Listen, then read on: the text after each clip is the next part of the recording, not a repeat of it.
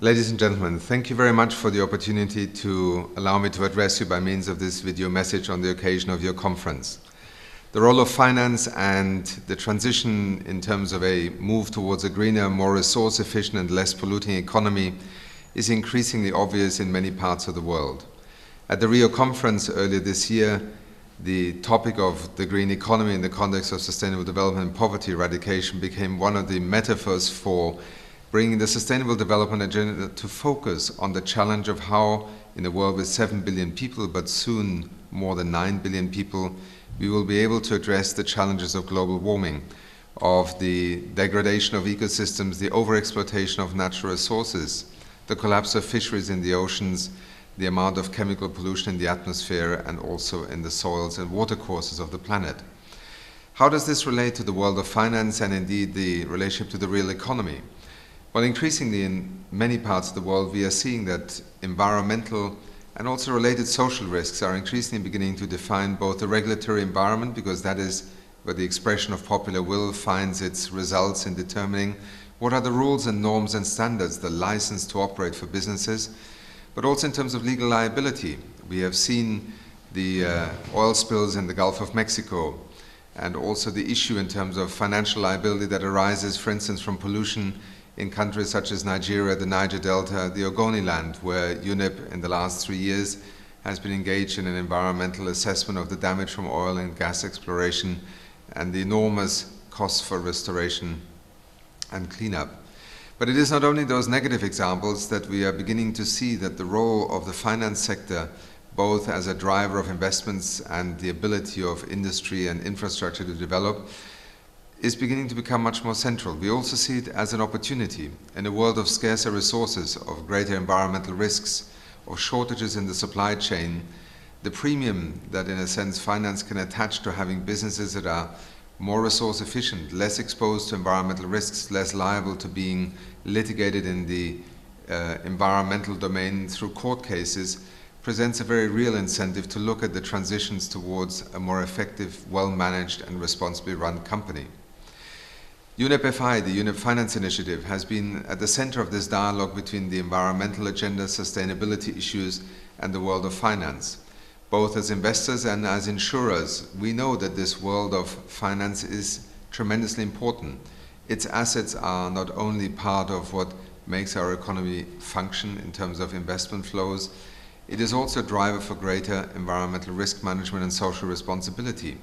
The principles for responsible investment that have been developed through UNEP-FI over the years, but also principles for responsible insurance, adopted earlier this year by the group of insurance industries that are assembled in UNEP-FI, demonstrates that industry itself, the private sector, is looking for ways in which to make an industry work more collectively in terms of both ensuring that there are common standards, but also in addressing the contemporary agenda of how finance will play its role in this transition towards a green economy. Let me also emphasize that the role of finance in the context of countries making these transitions towards a green economy is central in enabling, for instance, the move towards a cleaner set of energy sources. Few would have believed that if we had said in 2006, when the total contribution of renewable energy to the world's electricity supply was 3.4%, that only 5 years later, in the year 2010, or the beginning of 2011, that percentage would have shot up to 20%,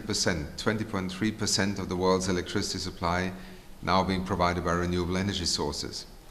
There is a tremendous ability in which financial markets can also enable investors, local communities, but also provinces and major cities, but also corporations to make these investments. It is part of understanding the financial field in terms of its opportunities and risks. And today we are looking at a world that is indeed challenging the energy sector to make a historic transition. Indeed, as I just showed with this example, it is already underway, because never in the history of humanity, nor in terms of a modern energy matrix, has one source of energy emerged so quickly in the energy mix of countries. Some of you may be surprised that on certain days this year, in Germany, the total electricity consumption